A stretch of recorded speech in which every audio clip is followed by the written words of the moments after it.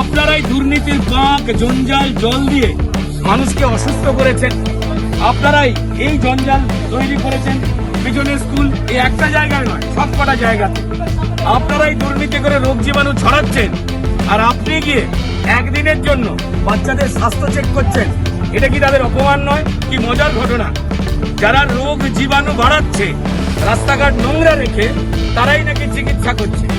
মানে যে আদর করছে সেই কাটছে।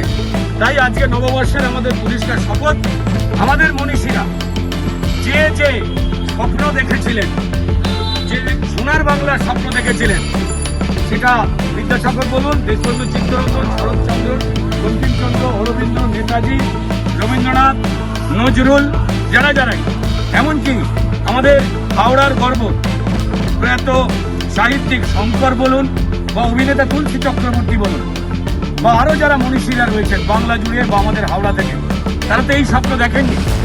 তো তাই এই 1433-এ নববর্ষের আমাদের শপথ, জঞ্জাল মুক্ত শিবপুর, বিকশিত শিবপুর।